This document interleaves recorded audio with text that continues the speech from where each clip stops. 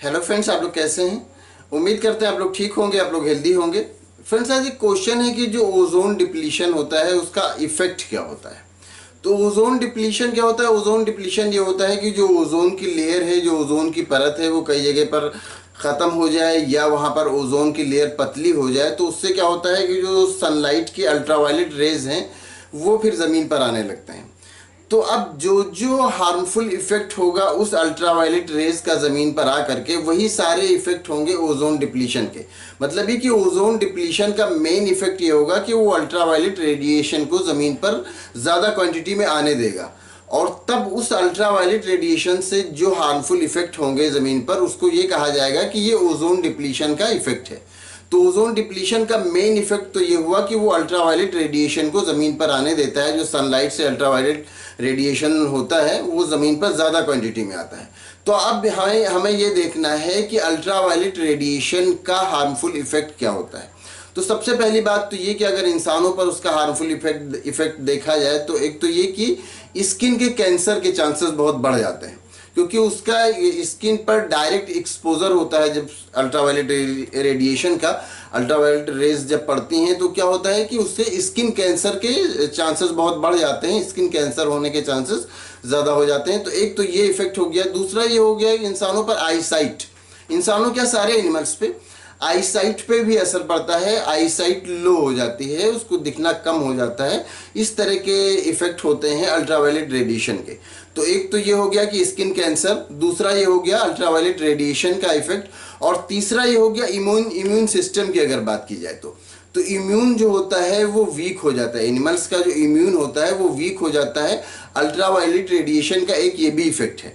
तो एक तो ये हुआ इफेक्ट कि स्किन कैंसर के चांसेस बढ़ जाते हैं, दूसरा हुआ कि आईसाइट वीक हो जाती है, तीसरा ये हुआ कि इम्यून सिस्टम जो होता है वो वीक हो जाता है। अगर हम इसका इफेक्ट और इसका इफेक्ट देखें, अगर हम जो एम्ब्रियो होता है तो उसकी मोर्टेलिटी के चांसेस भी बढ़ जाते हैं। जैसे जो वोमेन होते हैं उनके यूटेरस में जो एम्ब्रियो होता है तो उसकी डेथ के चांसेस बढ़ जाते हैं, उसकी मोर्टेलिटी के चांसेस बढ़ जाते हैं। तो ये भी बहुत बड़ा हार्मफुल इफेक्ट है। इंसानों पर ये सारे इफेक्ट होते हैं, चाहे स्किन कैंसर हो, चाहे आईसाइट का वीक होना हो, चाहे इम्यून सिस्टम का कमज़ोर हो जाना हो, या जो एम्ब्रियो का मोर्टेलिटी रेट है उसका बढ़ जाना हो, मतलब एम्ब्रियो के डेथ के चांसेस बढ़ जाने हो। ये सारे इफेक्ट एनिमल्स पर पड़ते हैं।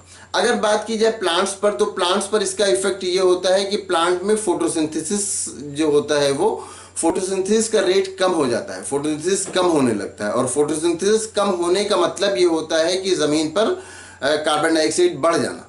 तो इसका एक इफेक्ट ये भी होता है कि फोटोसिंथेसिस का रेट गिर जाता है, और फोटोसिंथेसिस का रेट गिर जाने का मतलब ये होता है कि कार्बन डाइऑक्साइड का बढ़ जाना, क्योंकि कार्बन डाइऑक्साइड को यूज करता है प्लांट फोटोसिंथेसिस में। कार्बन डाइऑक्साइड अंदर लेता है और ऑक्सीजन बाहर निकालता है। तो फोटोसिंथेसिस का रेट जब कम हो जाएगा तो ऑक्सीजन निकलना कम हो जाएगा और कार्बन डाइऑक्साइड इस जमीन पर ज़्यादा हो जाएगी। तो उससे क्या होता है, उससे ग्लोबल वार्मिंग हो जाती है। तो ग्लोबल वार्मिंग ये भी एक साइड इफेक्ट होता है अल्ट्रावायलेट रेडिएशन का, या कहा जाए ओजोन डिप्लीशन का। और फोटोसिंथेसिस का कम हो जाना ये भी एक इफेक्ट होता है अल्ट्रावायलेट रेडिएशन का, या कहा जाए या ओजोन डिप्लीशन का। ये सारे इफेक्ट अल्ट्रावायलेट रेडिएशन के होते हैं। और अल्ट्रावायलेट रेडिएशन मेन किस रीजन से होता है? ओजोन डिप्लीशन की वजह से होता है। तो ओजोन डिप्लीशन के इफेक्ट के बारे में आप कह सकते हैं, या अल्ट्रावायलेट रेडिएशन के इफेक्ट के बारे में आप ये कह सकते हैं कि इससे स्किन कैंसर हो सकता है, इससे हमारा इम्यून सिस्टम वीक हो सकता है, आईसाइट वीक हो सकता है, एम्ब्रियो की मोर्टेलिटी रेट बढ़ सकती है, ग्लोबल वार्मिंग बढ़ सकती है। ये सारा इफेक्ट ओजोन डिप्लीशन का या अल्ट्रावायलेट रेडिएशन का होता है। तो उम्मीद करते हैं आप अच्छी तरह समझ गए होंगे कि ओजोन डिप्लीशन का क्या इफेक्ट होता है इस अर्थ पर और प्लांट्स और एनिमल्स पर। तो अगर इसमें कोई कंफ्यूजन है या किसी तरह का कोई और क्वेश्चन है तो आप पूछ सकते हैं। Thank you.